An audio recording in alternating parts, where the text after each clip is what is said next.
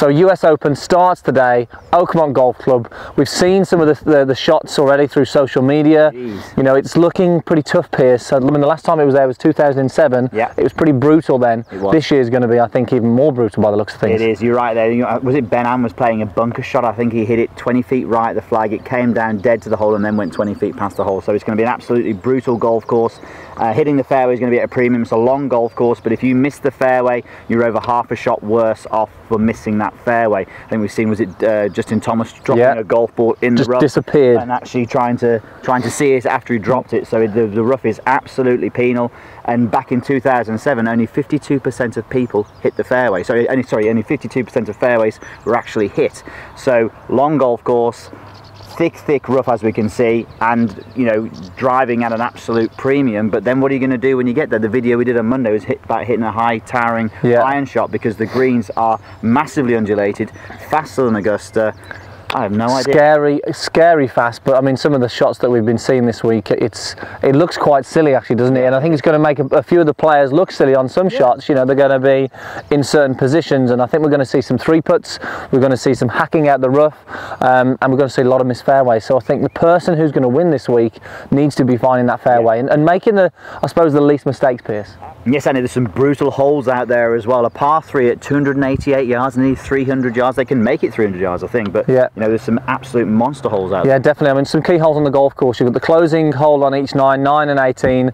They're going to be, players are going to be happy to walk off with a par on these holes. Really tricky to hit the fairway, but if they do hit the fairway, they've got a chance of obviously making a par. Birdies are going to be hard to come by, but if you can walk off with a par, they're going to feel like they've got a birdie. And then you've got 2 and 17. Now these holes are almost risk-reward, drivable par 4s. If they can really capitalise on making birdie on these, this is going to give them a chance to really, you know, gain shots on the field. If they can make birdies on those, that's going to be key, and then avoid making bogeys on those tricky holes. You know, it's going to make a big difference come the end of the week. Okay, so I think what we need to do now is to show you a shot that they're going to be faced with and how to conquer that shot.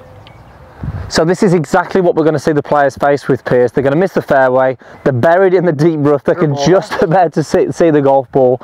We've got actually 180 yards left. Now, the majority of amateurs, Pierce, they often make the mistake of just going, right, I'm going to pick my 4-iron because I want to get to the green. But that's just not going to work, especially US Open week. That just doesn't work. Well, that's not happening here, and it's not happening US Open week, and it should never happen at your home golf course. But I think you're right, Andy. A lot of people, yes, the US Open rough is extremely penal. It might not be like that at your golf course, but always assess the line, make sure you can get enough club on it, because as you said there, Andy, a lot of people will try and get greedy. They think they've got to get the ball as close to the hole as possible to make their par. That's not the case. You have to put it back in play so you have a good chance of playing a good recovery shot into the green from there. So I think, you know, assessing your lie, clear thinking, making sure that you go with a high loft, and don't be afraid to go with a pitching wedge or a 9-iron. I've got a 9-iron here because this lie is just so extreme. So normally my 9-iron, I'd position it just past the middle of my stance. On this one, it's going all the way back just inside the back foot. Okay, then by the time I then put the weight more on towards my lead side, it really lean on the lead side there. See what I did?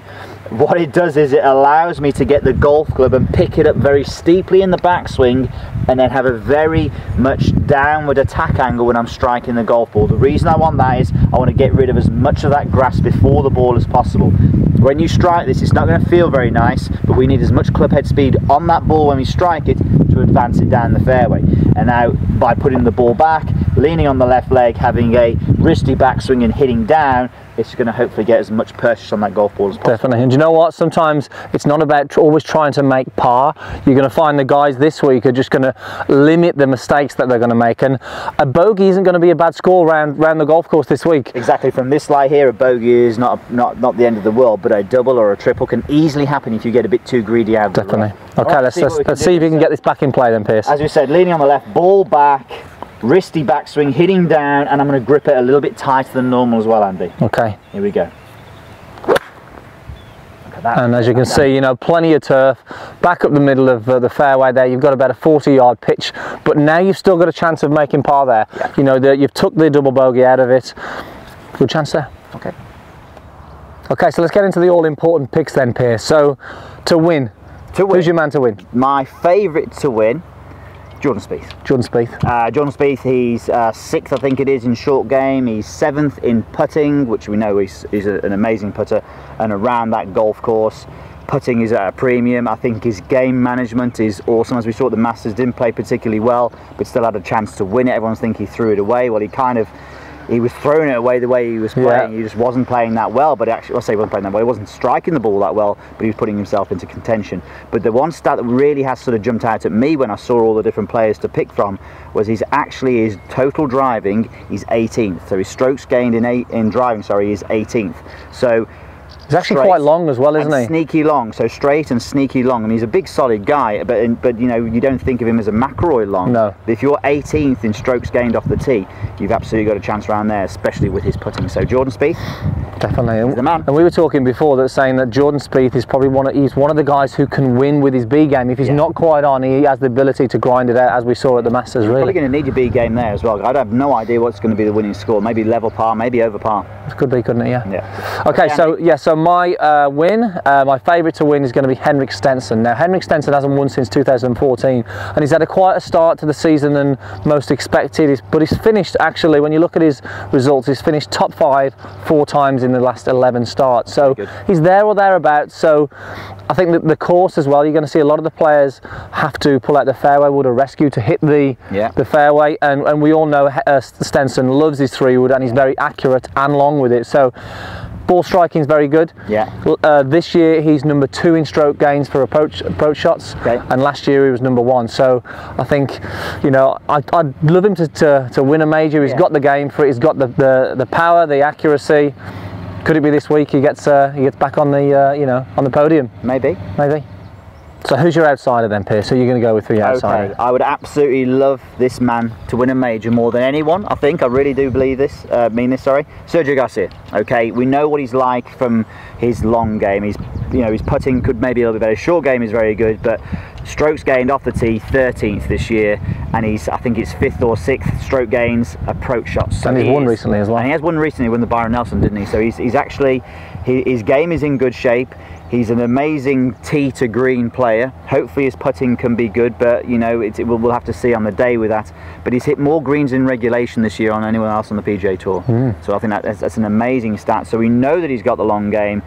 Has he got the temperament is my only thing, because I think that may have cost him a few times, but you know what, I think it's really important for the game in my mind that he wins. I'd like to see him back up at the I'd like to see him back up just challenging that last day, because it's been a while in a major since he's done that, so I'd love to see him back up there challenging. He's got that fire in his belly, he's got that emotion, hasn't he? And we always say that sometimes the emotion, excuse me, a fly going in my eye there, the emotion of can sometimes get in the way, but it's nice to see, isn't it, from an entertainment point of view. So definitely. I'm going to go Sergio for my outsider. Who's yours? Mine's going to be Fitzpatrick. Now he's 2 wins now on the European Tour. He just won at the Nordic Masters. He's only 21 still, so I mean, he's proved himself to, you know, at such a young age to compete with these guys on the European Tour and just on the world stage. But one of the best putters in the world.